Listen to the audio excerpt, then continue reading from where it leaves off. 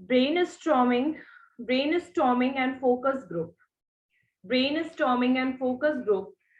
देखिए, idea generate करने का मतलब क्या होता है? बेसिकली आप कोई भी बिजनेस स्टार्ट करना चाहते हैं तो उसके बारे में आप पहले सोचेंगे ना, कुछ आइडिया आएगा, कुछ क्रिएटिविटी सोचिए, कुछ क्रिएटिव, कुछ different, and then after that we will move toward the starting the new venture, right?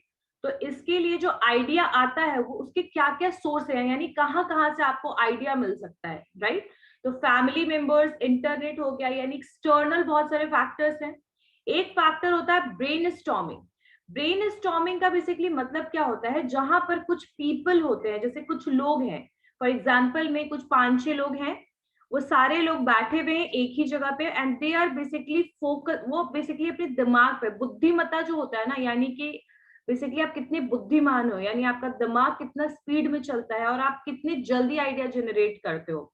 तो ब्रेन स्टॉर्मिंग इज समथिंग जहां पर आप अपने दिमाग पर जोर डालेंगे फॉर जनरेशन ऑफ आइडिया। 5-7 लोग बैठ जाएंगे एक जगह पे and they will just think about that particular thing. जैसे अगर आप लोगों को कोई प्रोजेक्ट का काम मिलता है, तो आप सारे ग्रुप में अगर काम कर रहे हो तो सारे लोग एक साथ बैठते हो और फिर कुछ सोचते हो ना कि इसको कैसे डिजाइनिंग कैसे करे, कितने पेजेस में बनाए, तो like kind of that same चीज आपके कुछ 5-6 लोग बैठ जाएंगे एक जगह पे और फिर वो अपने दिमाग पर जोर डालेंगे और फिर वो आइडिया एक दूसरे से शेयर करना शुरू करेंगे। ठीक है, यहाँ पर ब्रेनस्टॉर्मिंग के केस में कोई भी आइडिया फेल वाले कैटेगरी में नहीं रखा जाएगा कि आप कुछ भी आइडिया दीजिएगा वो फेल हो जाएगा, ऐसा कुछ नहीं है। यहाँ पर बस आप अपने अपने हिसाब से, ठीक है, अपना आइडिया को जनरेट करेंगे। कोई क्रिटिसिज्म या कुछ भी नहीं हो सकता, और ऐसा भी नहीं है कि आपकी आइडिया अगर बहुत यूनिक है और आपके बुक में तो वर्ड भी लिखा है कि कोई क्रेजी आइडिया है तो वो भी आप शेयर कर सकते हो। Whatever coming in your mind, you just need to share it with everyone, right? जहां वहां पर जितने लोग हैं उनके साथ।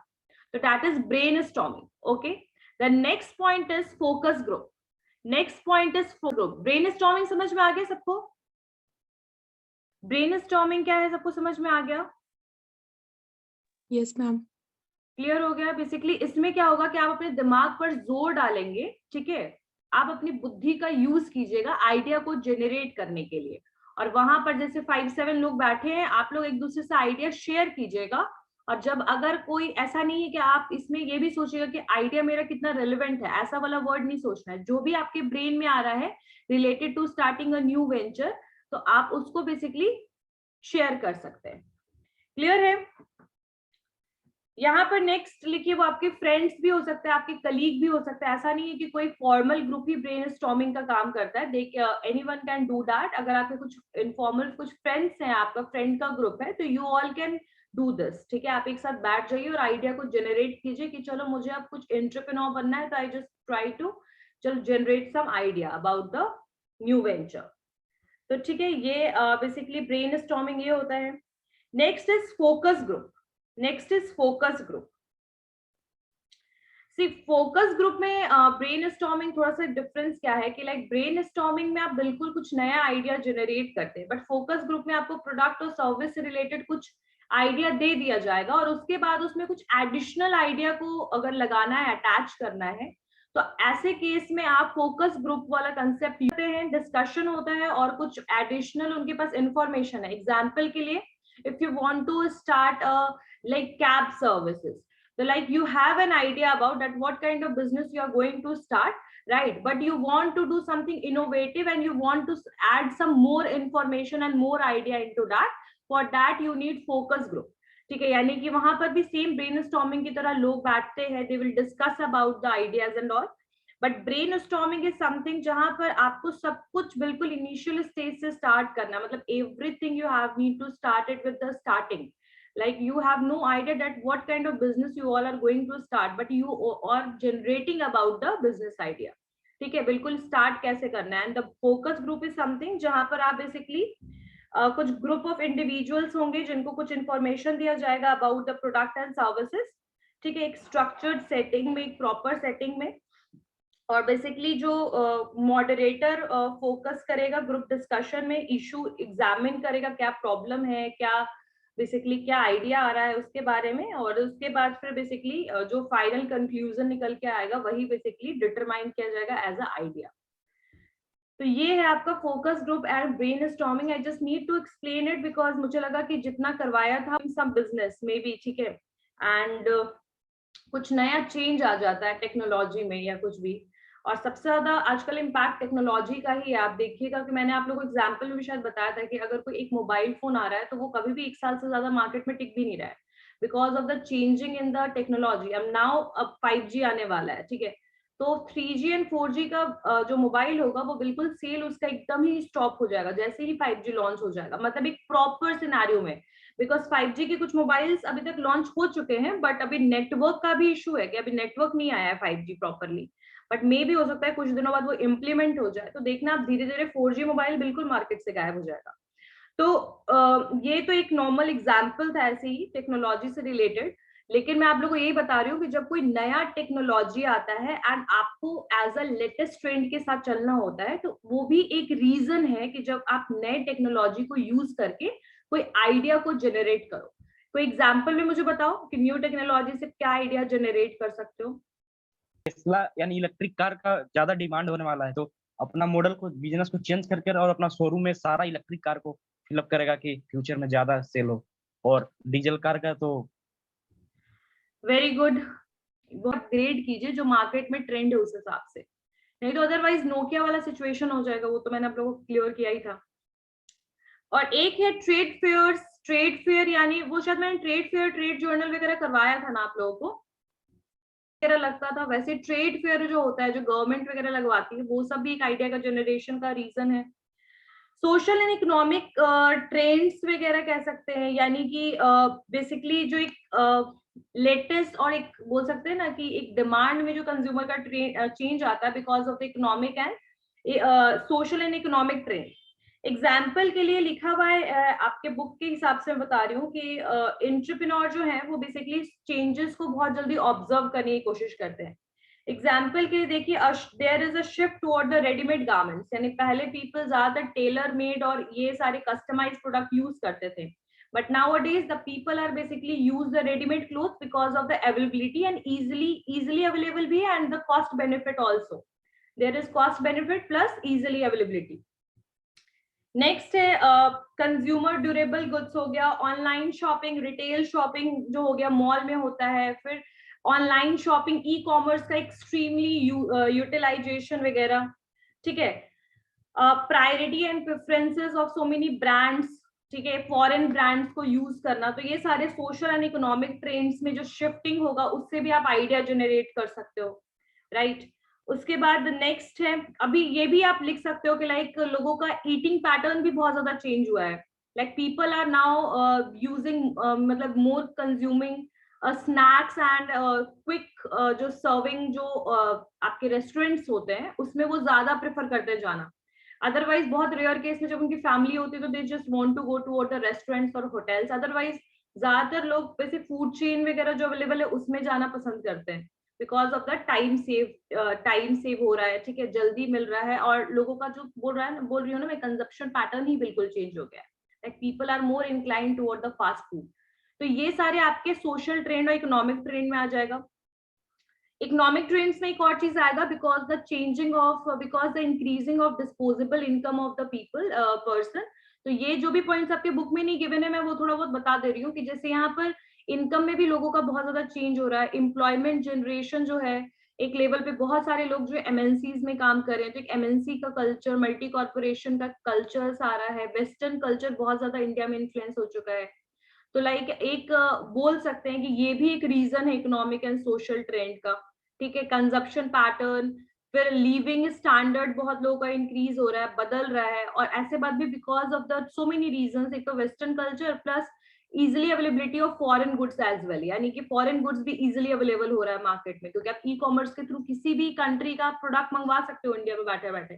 तो ये सारी रीजन है आपके सोशल इकोनॉमिक ट्रेंड का, और ये सारे रीजन की वजह से भी एंटरप्रेन्योर को आइडियाज मिल रहा है कि वो किस तरीके के बिजनेस को स्टार्ट कर सकते हैं, या अगर उनका बिजनेस स्टैब्लिश है तो किस तरीके से मॉडिफाई और चेंज कर सकते हैं, ठीक है, या क्या मतलब क्या चीज वो एड ऑन कर सकते हैं, कुछ भी अगर वो नया देख रहे हैं तो they can add on in that, ठीक है।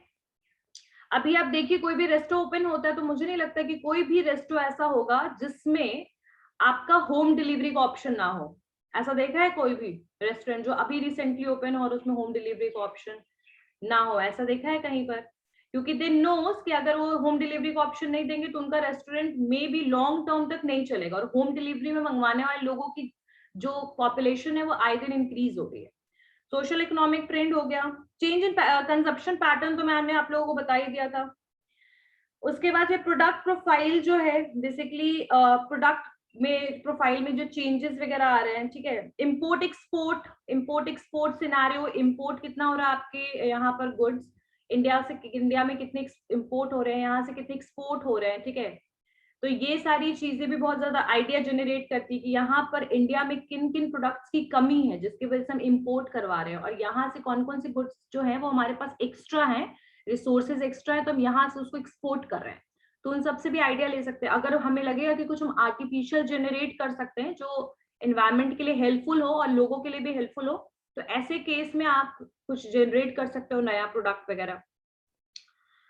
तो ये सारे स्टिमुलेशंस ऑफ सिक यूनिट्स का मतलब है कि वैसे यूनिट्स जो आपके या फिर कहीं पर भी आप मार्केट एरियाज वगैरह में देखते हो कि जो बेसिकली इंडस्ट्री जो वो बिल्कुल बंद पड़ा है, यानी वो बिल्कुल उसकी सिचुएशन खराब हो गई है, ठीक है। तो ऐसे केस में भी कई बार कुछ एंटरप्रेन्योर्स को इन्वेस्टमेंट को अपॉर्चुनिटी दिखता है और उसमें वो इन्वेस्ट करके उसको अपनी तरीके से बिजनेस को स्टार्ट कर सकते हैं। तो like these are the reasons or these are the various sources for the idea generation. तो मतलब क्या है कि बेसिकली जो आप कौन टाइप का प्रोडक्ट यूज कर रहे हो आजकल, जैसे मैंने आप लोगों को जब सोशल इकोनॉमिक ट्रेंड बताया तो उसमें कंजप्शन पैटर्न बता ही दिया, लोगों का कंजप्शन पैटर्न चेंज हो रहा है, लोगों का प्रोडक्ट खरीदने का, प्रोडक्ट को चूज करने का जो बेसिकली पैटर्न है वो भी चेंज हो रहा है। मैंने क्या बोला कि जो आजकल लोग होते हैं वो उनको इजिली फॉरेन गुड्स भी अवेलेबल हो जाती हैं, तो फॉरेन प्रोडक्ट्स वो इजिली परचेज कर लेते हैं। प्रोडक्ट में आजकल बहुत सारे लोग क्वांटिटेटिव की जगह क्वालिटेटिव की तरफ मूव ऑन कर गए, बिकॉज उनका disposable income, consumption level increase हो गया है। तो प्रोडक्ट प्रोफाइल बेसिकली वही है कि जो आप एंड प्रोडक्ट यूज कर रहे हो, ठीक है, वो बेसिकली एग्जांपल के लिए by products of sugar industry give rises for more scale industry, यानी कि बेसिकली शुगर इंडस्ट्री ने कैसे पेपर इंडस्ट्री को इंक्रीज किया, वो बेसिकली इनका जो सेंस है ना बेसिकली इसका वो सही नहीं है। What is the meaning of opportunity? Anyone?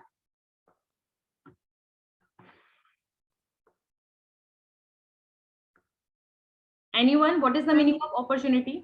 Yes yes, मतलब चांस मिलना, कुछ अपॉर्चुनिटी मिलना, ये कुछ करने के लिए, कोई मौका मिलना, यस मैम, अपनी पोटेंशियल को यूटिलाइज करने के लिए, ठीक है। क्लास करने।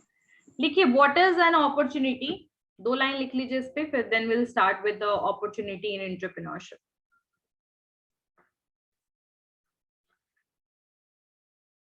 What is an opportunity? In the terms of entrepreneur मैं कह रही हूँ, और in the terms of business का मतलब क्या होता है अपॉर्चुनिटी, ठीक है। अब एग्जाम में आप लोग को चिटिंग करना मिल जाए, दैट इज मतलब एक लेमैन लैंग्वेज में बता रही हूँ कि अपॉर्चुनिटी का मतलब क्या होता है कि कोई फायदा हो जाना, कोई मौका मिल जाना जिसके लिए आप सोच रहे हो। जैसे मैं एग्जाम्पल के लिए बता रही हूँ कि यस्टरडे व्हाट हैपेंड कि मैं मोबाइल सर्च कर रही थी और एकदम से मुझे कोई मोबाइल पे बहुत एकदम से एक्सट्रीम डिस्काउंट मिल गया, लाइक 5000 का डिस्काउंट मिल रहा था। तो I was like for me that is a opportunity. But in the term of entrepreneur, अगर एंटरप्रेन्योर्स के टर्म में बात की जाए तो कोई भी आइडिया जनरेट वाले पॉइंट्स तो आएंगे कि जो भी आपको आइडिया जनरेट करने के लिए कुछ मौका मिल जाए, कोई बेनिफिट मिल जाए, और मे भी हो सकता है कि वो आपको पर्सनली मिले या गवर्नमेंट की तरफ से मिले। तो all these comes under the opportunity. इसमें लिखिए something you can make money with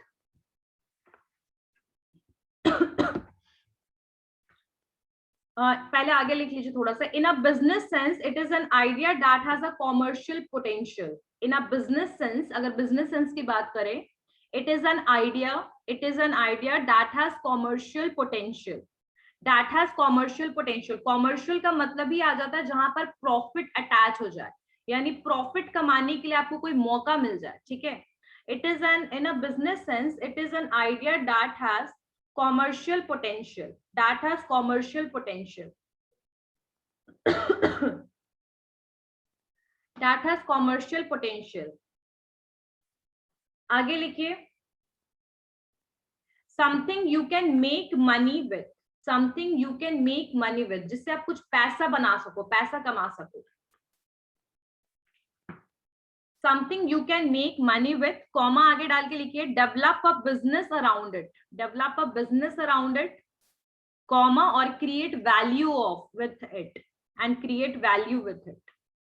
It is in a business sense, it is an idea that has a commercial purpose, that has a commercial potential, sorry, जिससे आपको कुछ benefit हो, पैसों के मामले में बेनिफिट हो, कॉमर्शियल पर्पस के लिए आपने कोई बिजनेस शुरू किया और आपको बिजनेस शुरू करने के लिए कोई अपॉर्चुनिटी मिला, मान लीजिए गवर्नमेंट ने आपको लोन दे दिया बिल्कुल फ्री ऑफ इंटरेस्ट रेट, तो that is the opportunity which is given by the government, right. और ये हो गया पहला। और दूसरा कि something you can make money with, यानी जिससे आप कुछ पैसा बना सको। दूसरा डेवलप कर सको कोई बिजनेस आसपास। और तीसरा कि कुछ वैल्यू क्रिएट कर सको, when you will create some value. तो all these things comes under the opportunity, ये कुछ बोल सकते हैं मौका, मौका मिलना। ठीक है, क्लियर हो गए सबको? एक मिनट जरा रुकना। is something where the जो पर्सन है उसके माइंड में ऑलरेडी कोई नॉलेज, कोई बिलीव, कोई वैल्यू जो ऑलरेडी दिमाग में उसके है। ठीक है, यानी उसका कोई माइंडसेट है, टाइम को लेकर, हर चीज को लेकर कोई माइंडसेट है। तो उस तरीके से जैसे आपने कुछ पहले परचेज किया, जैसे आप कुछ प्रोडक्ट को देख के परसेप्शन बनाते हो ना, अरे ये प्रोडक्ट है तो ये प्रोडक्ट तो ऐसा होगा, या तो आप एडवर्टीजमेंट देखकर परसेप्शन डेवलप करते हो, यानी कि इमेज जब आप डेवलप करते हो तो उसको कहते हैं हम एक perception. When you will make image in your mind regarding to the basically particular product, brand, people, government, तो like that is known as perception. Perception को कैसे डेवलप करते हैं? परसेप्शन का डेवलपमेंट आपके पास्ट एक्सपीरियंस से होता है, आपके नॉलेज से होता है, आपके सर्च लेवल से होता है, आपके एक्सप्लोर करने से होता है। यानी आपने पहले कुछ पास्ट में खरीदा हो, उसको यूज करने के बाद आपने एक परसेप्शन डेवलप किया हो कि प्रोडक्ट बहुत अच्छा है या प्रोडक्ट बहुत खराब है। So like that is known as perception. तो एंटरप्रेन्योर में जो परसेप्शन है उसकी सोच क्या होती है, एंटरप्रेन्योर का परसेप्शन क्या होता है जब वो कोई बिजनेस स्टार्ट करने वाला होता है। लिखिए,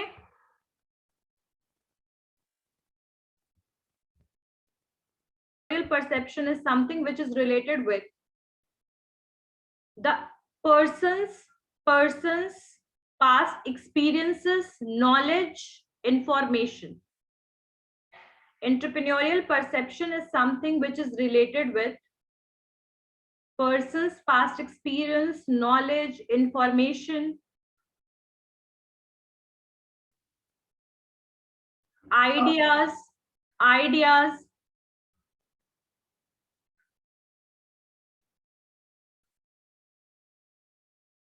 regarding to starting a new venture, regarding to starting a new venture.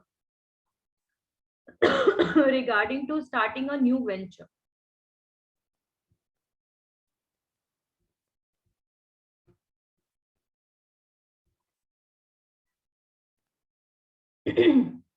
ठीक है, यानी कि उसका नॉलेज क्या है, उसका पास्ट एक्सपीरियंस क्या रहा है, ठीक है, और उसने क्या चीजों को देखा है। एक तरीके से ये भी कह सकते हैं कि उसका एक्सपीरियंस रिलेटेड विद, ऐसा नहीं कि उसने खुद ही अपना कोई बिजनेस स्टार्ट किया हो, बल्कि उसके कोई नॉन बिजनेस स्टार्ट करते हैं। जैसे मेरा भी माइंडसेट क्या है कि I never want to be in network marketing, मैं नेटवर्क मार्केटिंग में कभी नहीं जाना चाहती हूँ। तो अगर रीजन कोई मुझसे पूछेगा why I made such perception, why my mindset is like this, तो मेरा माइंडसेट इसलिए ऐसा है because I see so many people that how they downfall in their career because of the network marketing.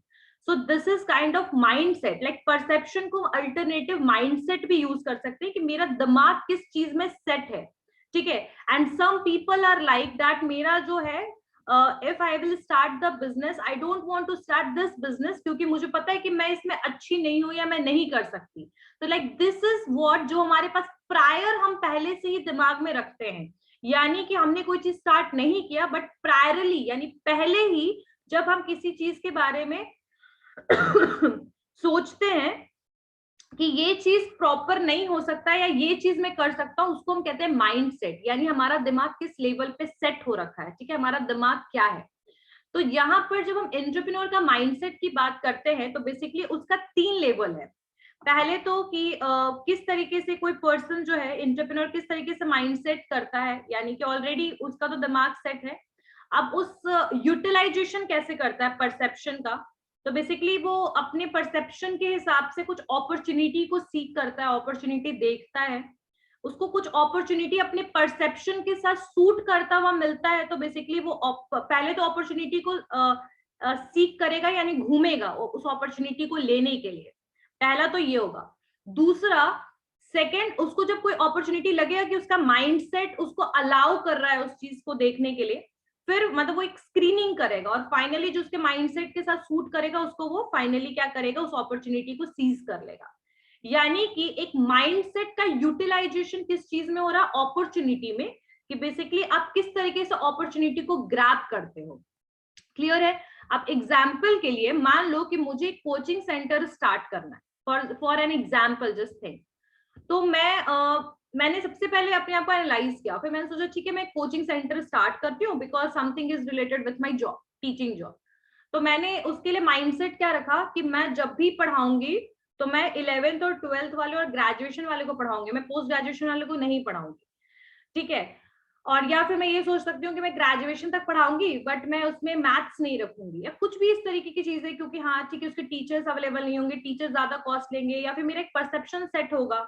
और मैं किस एरिया में start करूंगी, तो मैं बेसिकली राजा बाजार में स्टार्ट नहीं करूंगी या शाना में स्टार्ट नहीं करूंगी बिकॉज वहां पर ऑलरेडी बहुत कॉम्पिटिशन है। तो like something which is in my mind already, ठीक है, एक माइंड सेट हो रखा कि नहीं मैं इस सब्जेक्ट के साथ नहीं काम कर सकती, एंड समथिंग लाइक दैट। तो उस केस में मेरा जो अपॉर्चुनिटी होगा, अगर मुझे मैथ्स का कोई टीचर इजीली अवेलेबल भी हो रहा है बट मुझे मैथ्स का टीचर नहीं रखना है, तो उस केस में मैं उस अपॉर्चुनिटी को ग्रैब करने की कोशिश नहीं करूंगी। So something which is we can grab those opportunity which is basically related with our mindset or with our perception. We can change it also. ऐसा नहीं कि टाइम के साथ perception change नहीं हो सकता है, but our mindset matters. तो basically यही है, इसमें लिखिए कि basically with the help of your mindset how you will grab the opportunity. ठीक है? तो इसमें पहला पॉइंट लिखिएगा opportunity seeking, opportunity seeking, opportunity seeking, opportunity seeking। हाँ इसी में लिखिए आगे इसमें फर्स्ट पॉइंट जो है वो अपॉर्चुनिटी सीकिंग, यानी आप अपॉर्चुनिटी सीख कर रहे हो, यानी ढूंढ रहे हो, अपॉर्चुनिटी सीकिंग। उसके बाद नेक्स्ट है अपॉर्चुनिटी स्क्रीनिंग, यानी जो अपॉर्चुनिटीज मिले उसमें आप स्क्रीनिंग करोगे कि कौन बेटर है, किस पे ध्यान दिया जा सकता है, किसको बिल्कुल साइड करना है, तो एक अपॉर्चुनिटी को स्क्रीन करोगे, screening. Ma'am what was the first point? Opportunity seeking, SEEKING, opportunity seeking.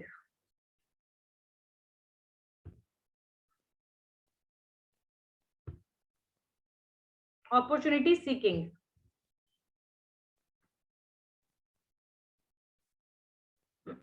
Rishant,